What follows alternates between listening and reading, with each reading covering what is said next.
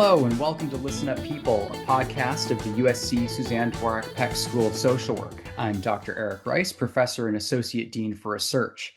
This episode, we are focusing on advancing addiction science.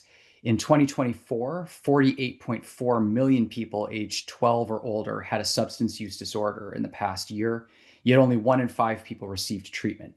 My guests today are part of the USC Institute for Addiction Science, which aims to revolutionize the way substance use is discussed and treated and prevented. I'd like to welcome Dr. Jennifer Lewis, teaching professor and director of the Master of Social Work program, and Dr. Olivia Lee, associate professor and director of the PhD program. It's great to have you both here with us. Hi, thank you for having us. So I want to start off with something that I've been enjoying doing for the past few episodes, which is to ask people a personal question as we get this started, which is, why did you get involved in this kind of work? So maybe I'll turn to Jen, you first, but what got you interested in addiction?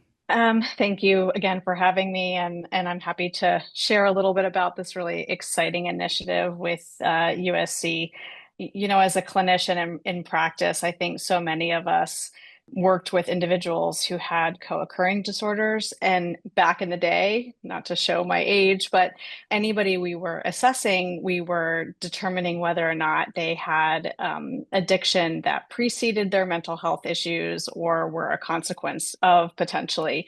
And depending on what we found, we would refer them to services either for addiction or for mental health. And even at the time, I just thought that this does not make sense. This really, so many of these issues are intertwined.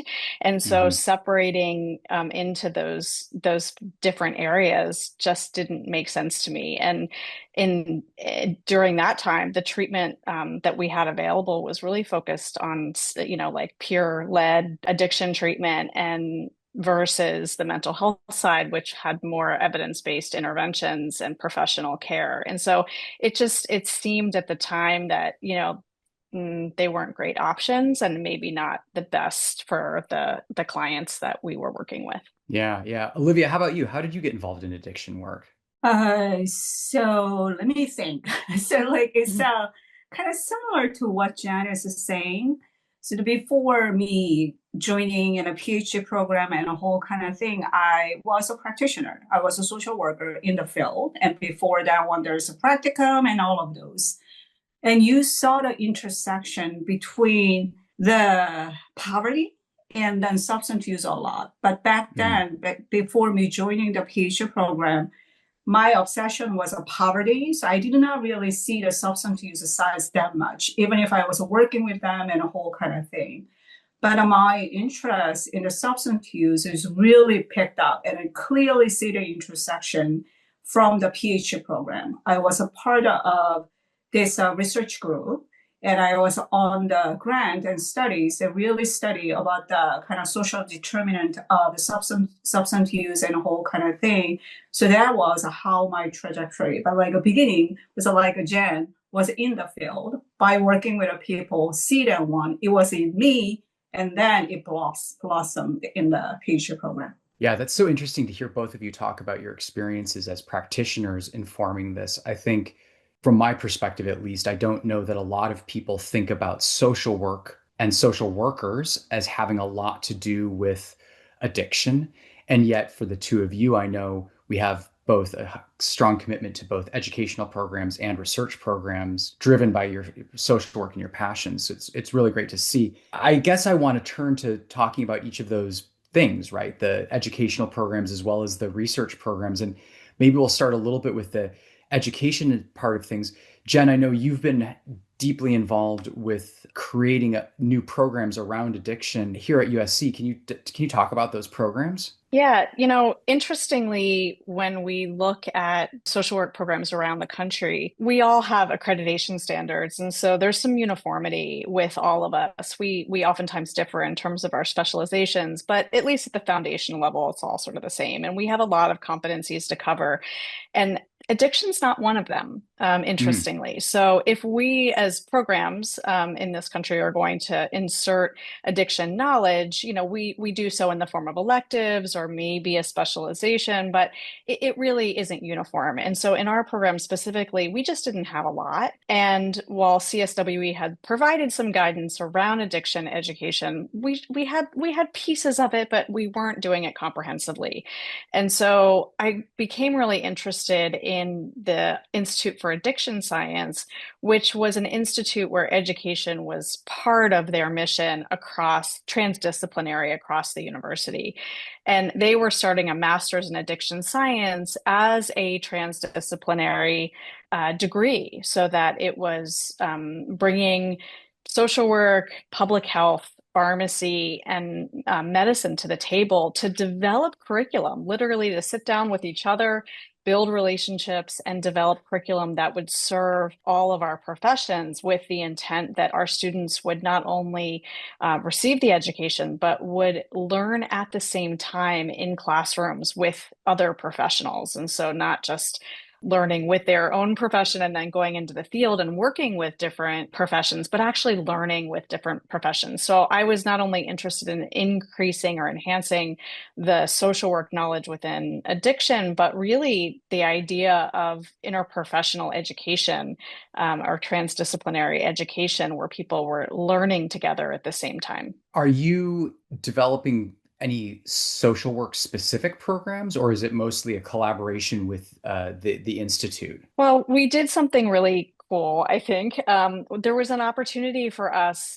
there was some funding from the state of California to do workforce development because, really, unfortunately, most of the certification in addiction is tailored towards lay people, a lot of community colleges, or for people to get a certification in addiction. And it takes a long time in those settings.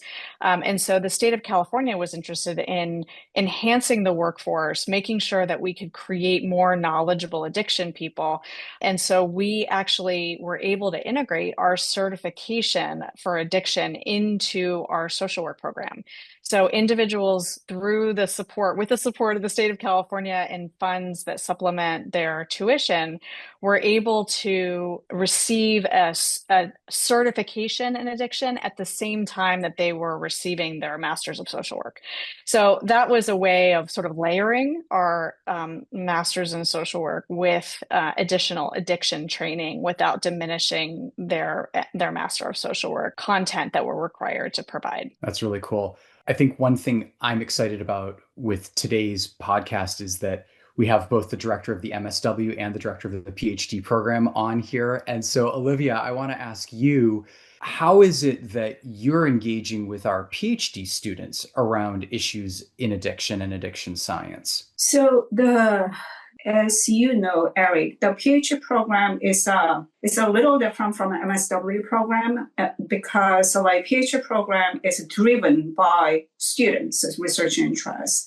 So that whenever I see other students are interested in addiction, like a PhD students are interested in addiction, essentially one of them I'm trying to do is engage them in activity, especially research side of activity is going in the IAS Institute for Addiction Science. So for example, there is gonna be some mini retreat. We call that one some mini retreat, but like a research retreat where we are going to get together and kind of talking about the study, talking about the papers, maybe writing a grant together. That kind of thing is happening soon, like in October. And myself and my colleague, the Dr. Eric Peterson, we're going to co-lead that conversation. So I spotted some PhD students who are interested in addiction or some of the data that is going to be discussed there. Then I invite them and then they're engaged in the conversation. And also some of our faculty colleagues are part of, like many of them are actually part of this Institute for Addiction Science, so that they're going to be there as well. So I facilitate that kind of idea of addiction is really complicated problem. Social work alone cannot solve the problem. We need like help and thinking like together so that we can solve this addiction problem and provide the space and invite PhD students who are interested in addiction, bring in the research space, and then they can get exposed, and that hopefully they can get some collaboration out of it. I'm cognizant of the fact that you both have mentioned this Institute for Addiction Science a couple of times in the answers that you've been providing for us this morning. And I'm wondering if maybe we could take a minute to talk a little bit more about this institute and what it's all about and how it functions. So maybe I'll turn to you, Olivia, first. So can you just give us a little bit of an overview of like what is this the Institute for Addiction Science and how have you been involved with it? So the Institute for Addiction Science is actually a mouthful because I never say the full name in a conversation. And we call it SWAN as IAS affectionately. Mm-hmm. And IAS is the really like kind of nation's first, as far as we know, university-wide like addiction science space. And like we can talk about that one. So what it is like there are a lot of people from a multiple discipline, not just from social work, from the, like medicine, pharmacy, and we have nursing folks as well, and political science, and really a wide range of disciplines get together and really trying to solve this like a complicated problem of addiction. Main thing that we are doing in that IAS is a substance use and also other addiction problem. Like some of us are interested in gambling and whole thing. And then we have the research side. We have 4 different research affinity groups, and each research affinity group tackling on different one. I'm gonna just mention that one. Those are 4. The first one is called mechanism and treatment development. So it's a really treatment focused group. And a priority population and health equity. That is a vulnerable population, the substance use issue and addiction issues among the vulnerable population. And addiction policy and health economics. As you can tell, it is a policy-oriented people. Like, for example, legalization of recreational cannabis. What is the impact of those on the substance use, those kind of thing, or tax policy, those kind of thing is happening in that group. And the final one is a community engagement and the dissemination. The IAS has really wanted to focus on and facilitate the collaboration between the research space and the community, and not just like isolated, we are here and a community out there is nothing like that. So that we have like a constant interaction and that we invite the community members and we have like some workshop, we have a conversation, we have the community advisory board, and there's ongoing conversation. There's a lot of cool things that are going on. So that is a little bit of kind of more research side, but a general idea of IAS, interdisciplinary, the group of people who are really obsessed with this substance use problem, who really dedicate themselves to solve this problem. We all realize that this is really complex a problem. One discipline cannot solve it. So that's a nutshell for me. Jenna, how about you?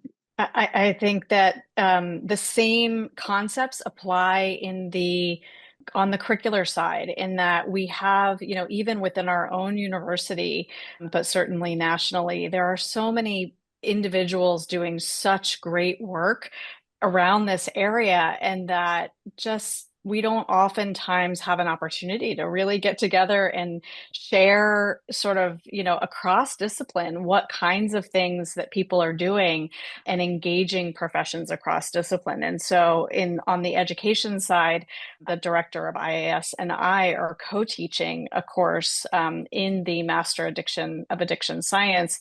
And it's the introductory course where students from social work and public health and undergrad and grad students and alumni and people are coming back to take this course. We invite individuals across different areas, policy, research, practice, to speak about their experiences to a broad range of students. And so the students are able to really engage in the research or the practice or policy in really meaningful ways. We have this one segment of our class that we do called Ask the Expert.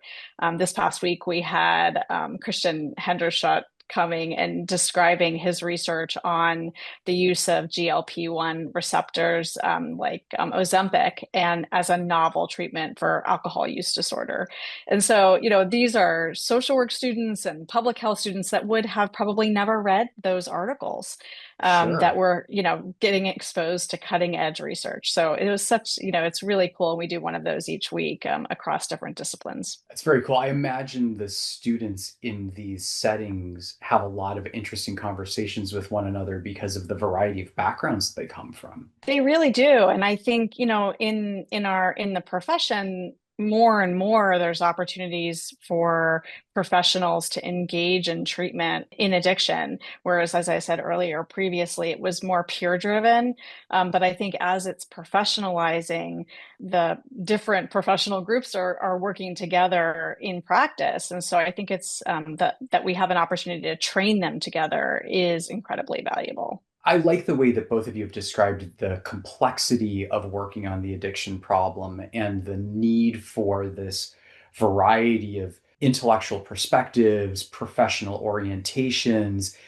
I'm personally a big fan of this, which I know the two of you know because I've been doing work with social workers and engineers together for a while, but I really love this notion of bringing a variety of different intellectual perspectives together on research topics. And Olivia, I want to turn back to you for a second, pick up on a thread that you had started on where you were talking about research retreats with interdisciplinary groups of folks and involving the PhD students. What sorts of opportunities are there or have there been for you as a researcher in addiction science as a result of this IAS? Yeah, so because of that, the nature of IAS in the interdisciplinary, and also we are very collegial. Like I was a part of the center grant, and when I was a part of the center grant, it was a lot of conversation, and I met a lot of people whom I have never met before. And also like students in Jan and Adam's class, some of them I have never thought about it. As a person who was really focused on this poverty and socioeconomic status side for the substance use, I did not think about like whatever other element. There's so many different elements is going on, and I have not thought about it. Like there was a new collaboration happened between me and some of our colleagues, and looking at the really policy aspect and the neighborhood tax policy that I have never thought about it. What is the impact of those kind of thing? It's just really cool from that perspective. Because of a colleague who was so knowledgeable about that, it just inevitably made me think about that. And then because of that synergy, we created something new together. That is really like magic about IS for me. It's like Absolutely. People who are in there and that collegiality, they're just willing to chime in with their ideas. And we talk about that one, oh yeah, that's awesome. Let's do it together. And then we make it happen. Now, like at the paper level and a PhD students, I'm hoping that they can be part of some new paper that I have never been before. So that is a productivity for our PhD student colleague. And then by involving in that collaboration, they're going to meet new people. That intellectual space, that's what is really cool about IAS for me. Yeah, no, I love that. And I want to give you an opportunity to talk a little bit about your research, Olivia, because you've just spent some time, giving a lot of, accolades to your colleagues who've been inspiring you, but you yourself are really an expert in this space. And what is it that I know you got a big grant from the National Institute of Drug Abuse, yes? And I'm wondering if you can talk to our listeners a little bit about the work that you're doing and what are the kinds of questions that you're exploring in the space of addiction. I can talk about forever, whenever I can talk about, like, can you talk about what you're doing? I can talk about forever. But I'm going to be trying to concise. And one of the main thing, the essence of the grant is SES, so socioeconomic status. As you know, socioeconomic status includes various things like education and income and wealth and job. And in this grant, we specifically focus on the role of job in the shaping substance use problem. So that's the main thing. And also we look at the neighborhood the influence in that context, in the relationship between job and a substance use, what neighborhood, like role of a neighborhood, like we have neighborhood level of density of outlet and whole kind of thing. And there's a whole list of stuff. So I'm not going to go there. And that is by my colleague, Dr. Rosalie Pakula comes in. But anyhow, that is what this grant is about. And right now, the paper that we are working on is that we're looking at this employment status. Typically, including my own previous work, what we are doing is with employment, we split them up. Like in a way, you don't have a job, you have a job. Those are the one, and see to compare those two, whether or not you lost your job that has negative impact on the substance use. That is a typical thing. Mm-hmm. That's what I did before too.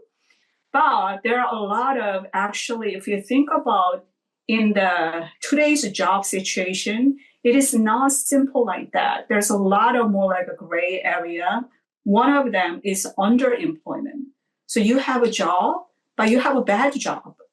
And then whether or not having a bad job has an influence on your substance use. So that kind of thing. The other one is we are focusing on transition, not just at a given point, whether or not you have a job, but you have a bad job, or you don't have a job, or you're not working. Instead of just looking at those four categories at a single point, we're trying to understand their history, where they're coming from.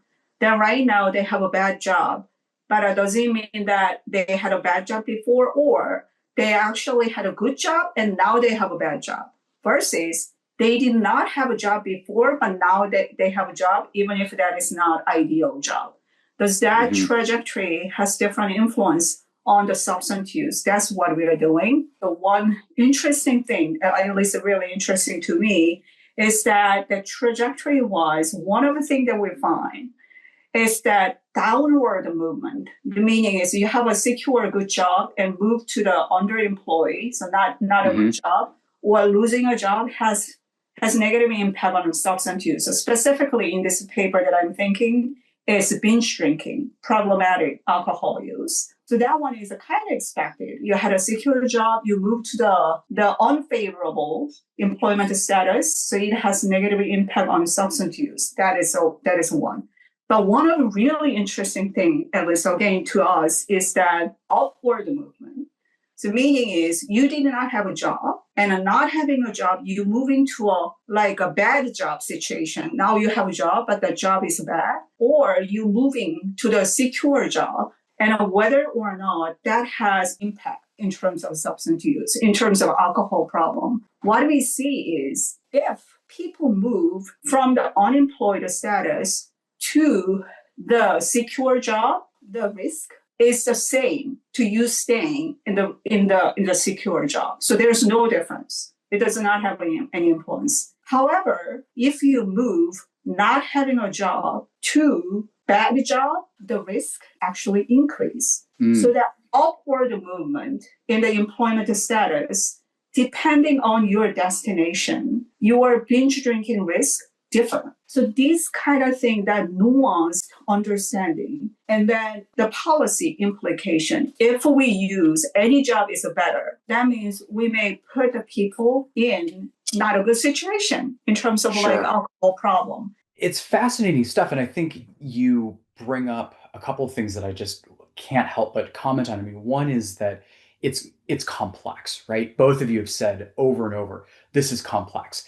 And even this one set of findings that you were sharing with us, there's complexity to it. The other thing that I think is really interesting is that it reflects also the stresses of transitions, right? That not necessarily, even if transitions might on some level seem like good transitions from the outside, people don't necessarily always respond in the ways that we would think people would respond to those sorts of situations. And that's actually what I wanted to go with as a parting sort of ideas for us to talk about, which is that I think in a lot of social work domains, there's misunderstandings, right? People have preconceived notions about whole sorts of issues around mental health. And I'm sure that people have preconceived notions about substance use and addiction. And I'm wondering from your perspectives both, and maybe I'll turn first to you, Jen, and then to you, Olivia, if you had the opportunity to help our listeners understand better something about addiction, is there some myth that you would like to myth bust? Let people know kind of what the reality of working with clients is really like. I appreciate that question, Eric, because I think that previous models, while effective for some, really looked at sort of the moral failings of individuals related to addiction. And a lot of the treatment was based on that. And so that may be helpful for some people, but not all.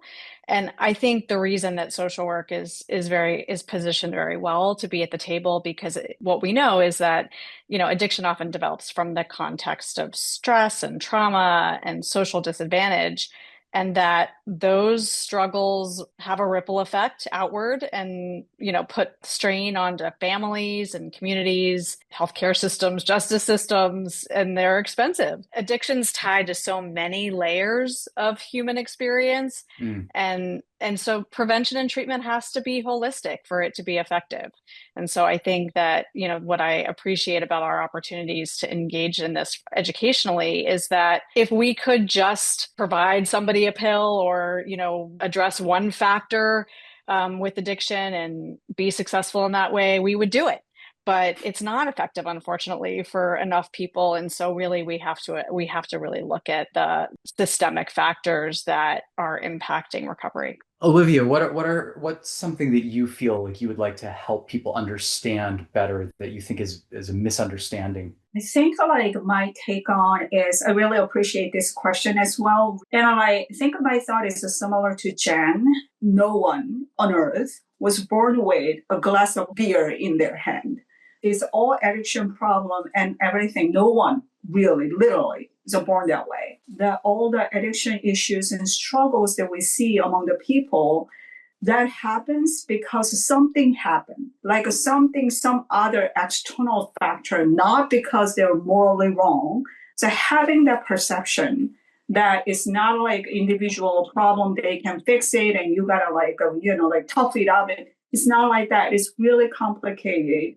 The social determinant side of an addiction problem, you gotta pay attention to that one a lot. The other one is that prevention, like addiction problem we talk about today, like Jen and I and Eric, all three of us talk about specifically addiction problem. But before substance use problem happening, there is other precursors. So we can intervene. Like, for example, externalizing behavior issue, which is happening a lot before the substance use problem. That one is happening a lot earlier. And I had some studies looking at the children's externalizing behavior problem from age 2.5. So then like that kind of prevention idea, we got to have that one in our mind as well. So balance between prevention and treatment. And the other one is the social determinants of addiction problem, not putting all the blame to an individual who are currently struggling and need help. Right. No, that's great. This is such a complex issue and one that covers a huge span of disciplines. We haven't, as you just said, Olivia, we haven't even really gotten into talking about prevention. It's mostly been about treatment so far. So I hope that you will come back. Tons more for us to dive into. But before we go, I just want to give you each a chance if there's any parting thoughts that you have that you haven't had a chance to share that you'd like to share about your work.